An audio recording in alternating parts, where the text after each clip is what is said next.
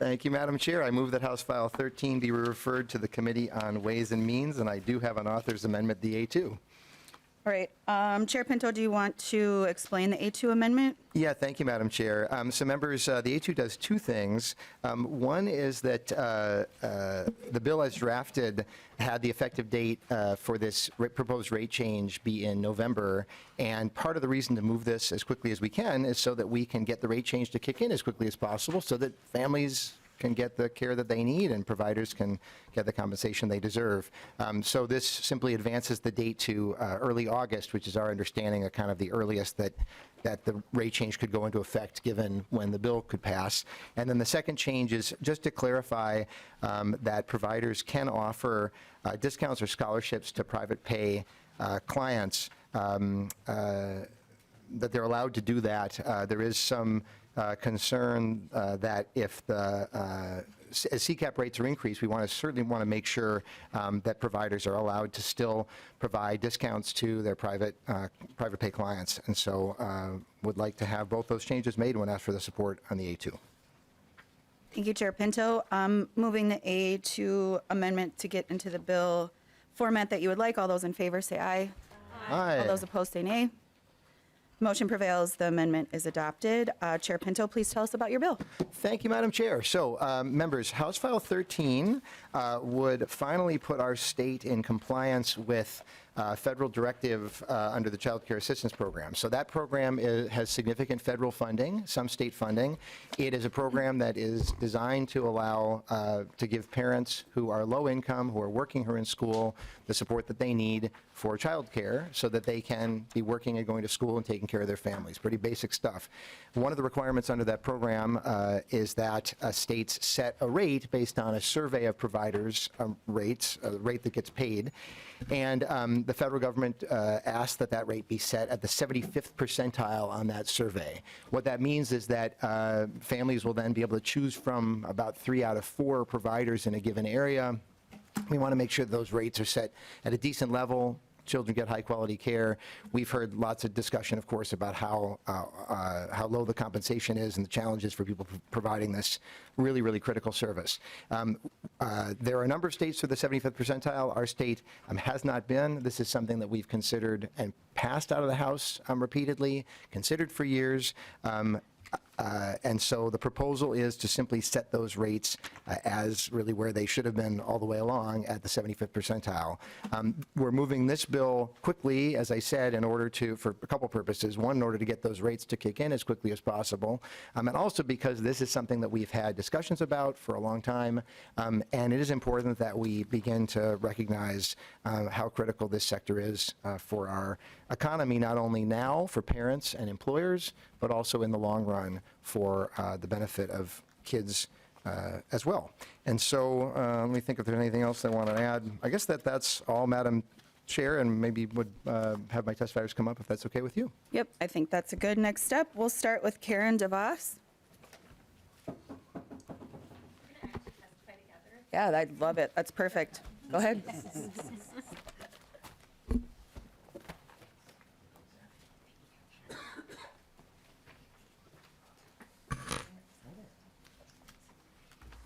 Welcome to the committee. Please start with introducing your names, the organization you're with, and pronouns if you would like. Thank you. Good morning, Representative Pinto, members of the committee. My name is Karen DeVos. I am the owner of Little Learners Early Childhood Centers in Ada and Halstead, Minnesota. We're small rural communities in the northwest part of our state. I have 25 years experience in the early childhood field, previously serving 16 years as a family child care provider and the last 9 years as a center owner, director, and often preschool teacher. I'm here today with my daughter Thea, a recent Hamlin graduate who has grown up immersed in the child care world and is back working in our sites as a teacher and assistant director before she heads off to law school in the fall. I brought her with today because my children have become the face of our business. Without my teen and adult children pulling together to work at Little Learners while going to high school and college, we wouldn't have enough staffing to keep our classroom doors open. I'm here today as a small business owner, as a board member for the Minnesota Child Care Association, and as a mom to voice my support for House File 13, raising child care assistance base rates to the 75th percentile of current market rates and updating them to new market rates every 3 years. While I don't believe this one change will fix problems with accessibility and low wages in the early childhood field, I do believe that it is one step that we desperately need to take. Here are just a few facts about CCAP. So the Child Care Assistance Program, otherwise known as CCAP, is depended by families in 87 counties across Minnesota. Greater Minnesota providers rely especially on CCAP as population density dictates that to be viable. A provider must be able to serve a mix of families across the income spectrum, from low to medium and high, because there isn't enough of one demographic to form a solid client base for business stability. Base rates at the 75th percentile of current market rates for a community is the minimum recommendation from the Department of Health and Human Services. Rates at the 75th percentile mean that a family using CCAP would have their tuition covered at 3 out of 4 providers in the area, giving them actual choice for where to enroll their children. Automatically updating these rates during automatically updating the rates during every 3-year market rate survey cycle would give providers confidence to invest in their programs, whether that means compensation, expansion, or quality, knowing that rates wouldn't stay stagnant while costs rose. And it's important to note that only 8 states have CCAP rates lower than Minnesota, and Minnesota can definitely do better. As I look at the last 25 years, my career, how this field has evolved, and how I have evolved, I'm so proud. We look at children differently now. We see these first 5 years as a vital time in a child's life.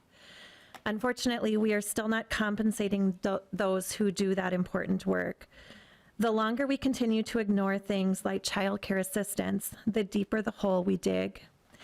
If I can't afford to pay appropriate wages to my staff, if I can't afford to pay those very important people who work with our children every day, they're going to go somewhere else. Almost half of the children at Little Learners are considered under middle income.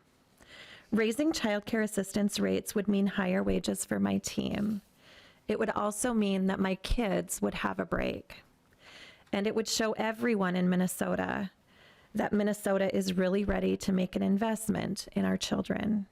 That is why I, Karen DeVos, and my daughter Thea, on behalf of Little Learners and the Minnesota Child Care Association, support House File 13. Thank you for your time. Thank you. Are there any questions? Thank you for your time and testimony. It's always fun to see generational duels in this work, and good luck in law school. Next up, we have Gospel Corda.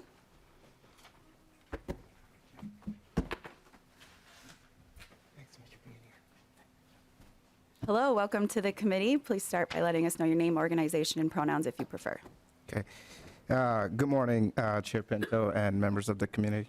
My name is Gospel Corda. I'm an advocate for Kids Count on Us. I've been involved in the child care sector in different roles for several years, primarily as a provider. I'm here to speak this morning in support of HF13 and raising child care assistant program, or CCAP, rates to the 75th percentile of the current market rate. This would make a huge impact on the ability of child care centers and providers to provide high quality care we know that our young Minnesotans deserve. I've opened a child care during the pandemic, and during which time, because we weren't able to actually hire qualified teachers, we ended up closing down.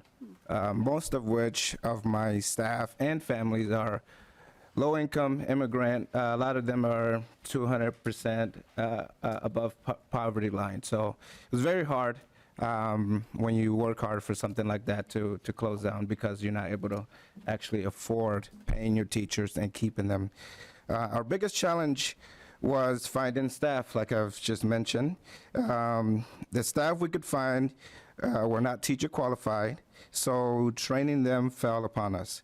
Unfortunately, retaining them after we've invested our time and resources into training them, we were also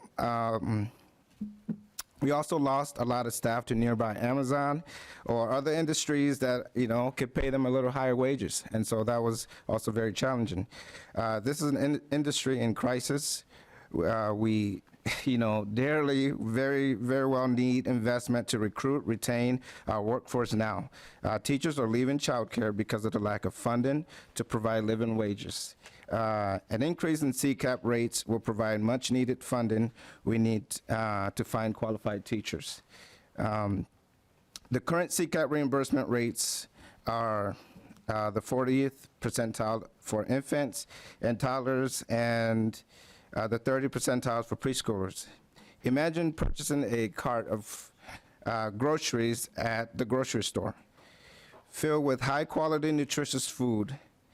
And when the cashier tells you the cost of your purchase, you cannot respond, thanks, I will pay 30% of the market rate for this cart of groceries.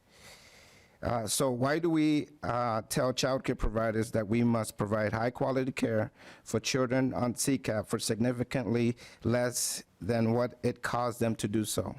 Providers cannot tell teachers that they will only be paid 30% of the market rate. Not one of us in this room would agree to do a job for 30% of the salary that most others are receiving. An increase in CCAP will also give families more access to more childcare options. To create more childcare slots, childcare centers need funding to hire, train, and retain staff. An increase in childcare teacher wages will draw more people to the childcare workforce. I urge to raise the CCAP rates to the 75th percentile for Minnesota's childcare providers, teachers, families, and kids. Thank you. Cheers from the crowd.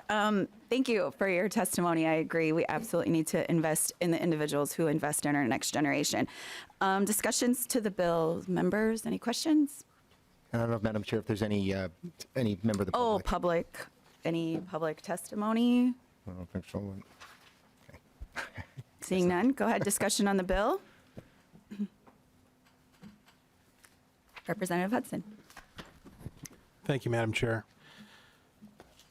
Touching back on the conversation we had a couple of days ago regarding the unfortunate history of the CCAP program from about 5 years back, where there was what I think can be fairly described as an obscene amount of fraud taking place. We heard testimony from the Department of Human Services Office of Inspector General, who was not able to provide an estimate of the full scope of the fraud which took place. There was some back and forth amongst members disputing what the actual amount of that fraud may or may not have been. And just to provide some clarification, the Office of the Legislative Auditor, even though they reported that they couldn't confirm that $100 million number of fraud, it was stated by the CCAP fraud investigator that the state's CCAP fraud team generally agree with Stillman's opinion. That was the individual who originally blew the whistle about the fraud, about the level of that fraud. So there was general agreement that it was somewhere close to the number of 100 million, which is a huge percentage of the amount of money that was going out the door. And when we inquired of the Inspector General what we can expect in terms of processes that have been put in place and how they are going to prevent that type of fraud from happening in the future, we were met with the claim that such information can't be provided due to ongoing investigations, which we didn't have time to delve into that too deeply, but what I'm concerned about here is that we're going to turn up the spigot in terms of funding. We're going to automatically renew it every 3 years. And with the level of scrutiny that we've had thus far, we have not been able to even identify the exact amount of fraud that took place 5 years ago. And now we're removing a mechanism for scrutiny by having this automatic renewal of funding every 3 years. I guess my question would be, what's your level of confidence that the issues of fraud have been addressed in the CCAP program, and that going forward, these funds are actually going to reach the people who are providing the high quality care that we agree needs to continue? Chair Pinto? Thank you, Madam Chair. Thank you, Representative Hudson. So my level of confidence is very high. I work as a prosecutor, so any human endeavor has human flaws, right?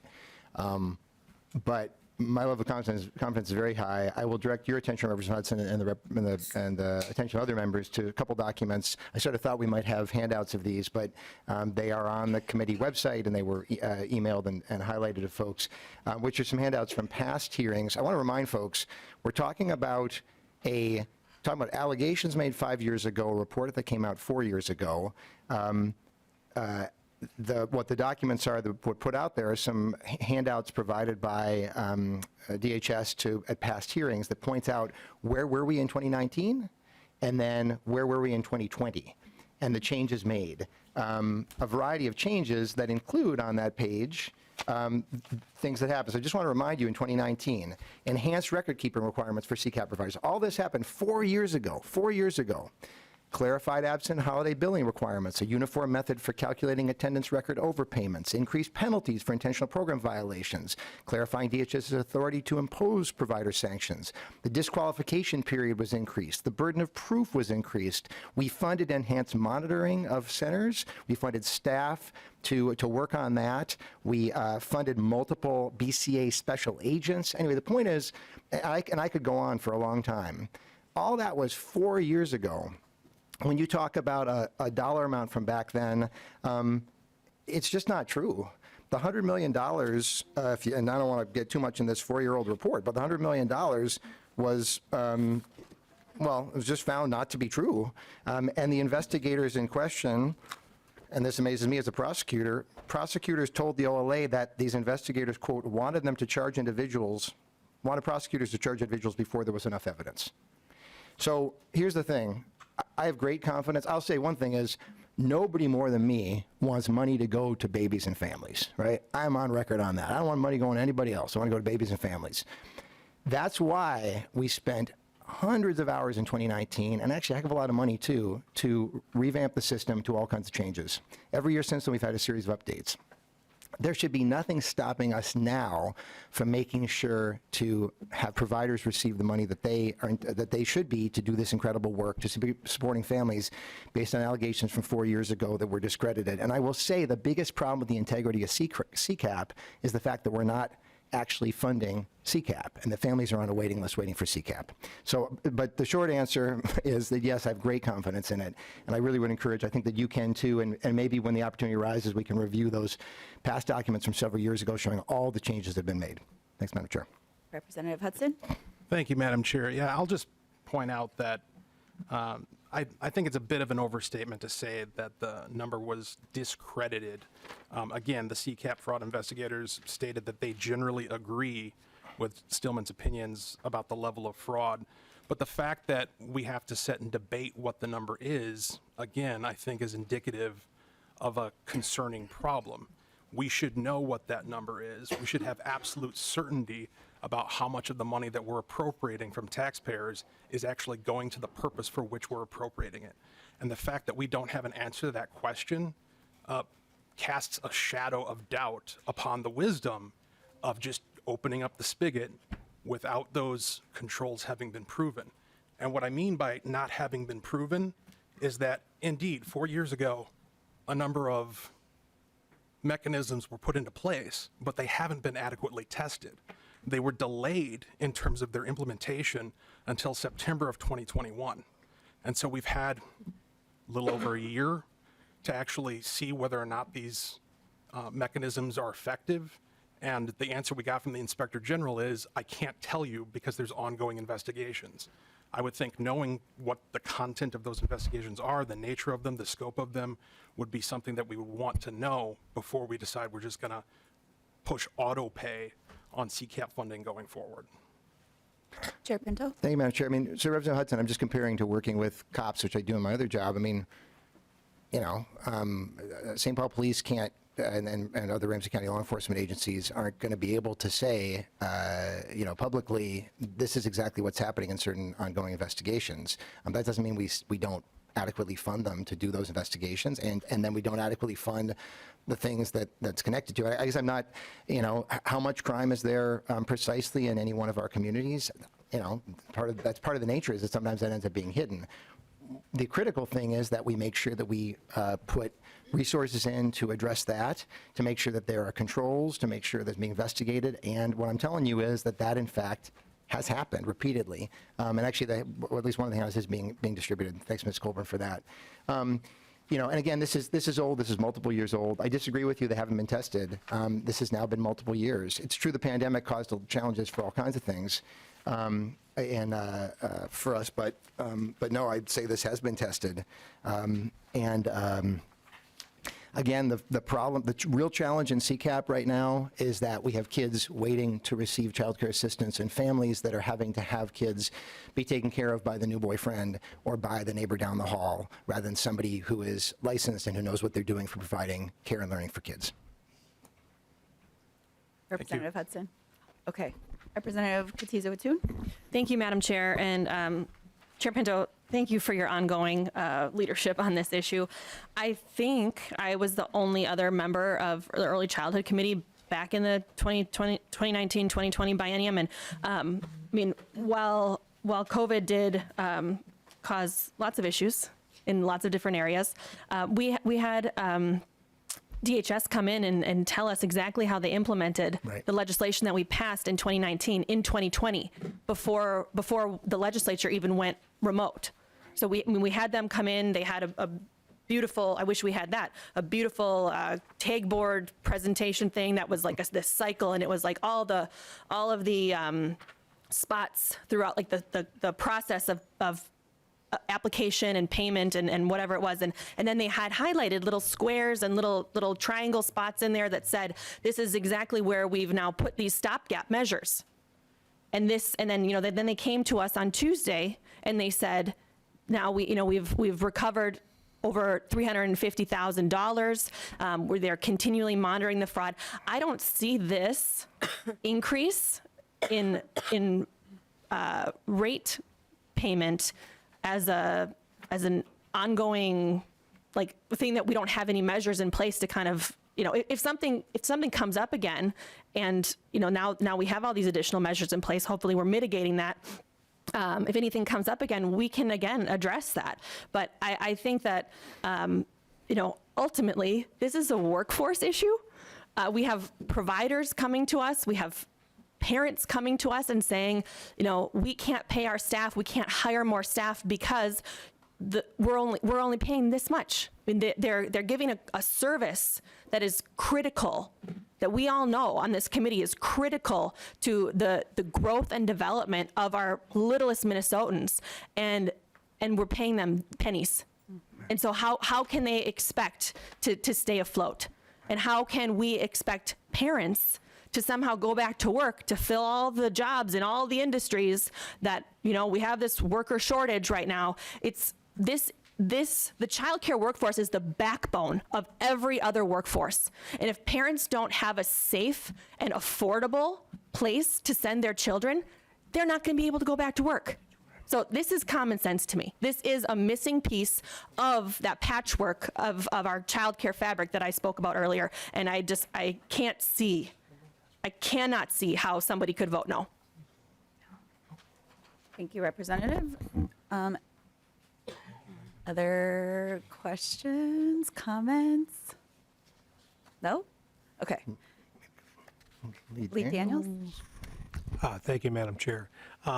First off, thank you, Mr. Chair, for this bill. I know your heart's in the right place.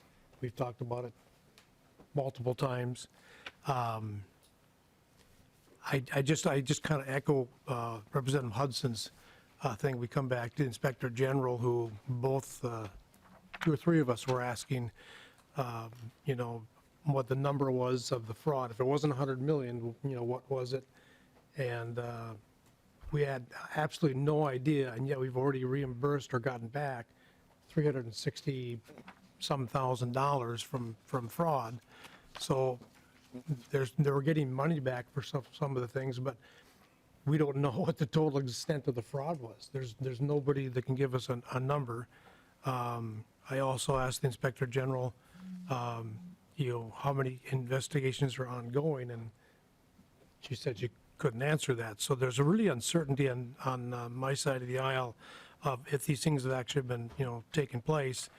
And then since the $100 million of fraud was kind of brought up, kind of reminding everybody about the Feeding Our Future fraud, which is in 2021, 2022. So after the CCAP fraud was discovered,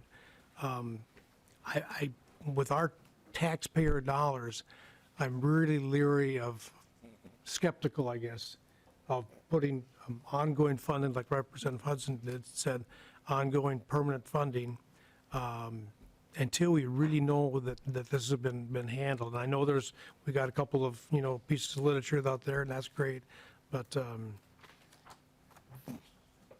Feeding Our Future came after all the CCAP fraud, so it just kind of muddies up the waters.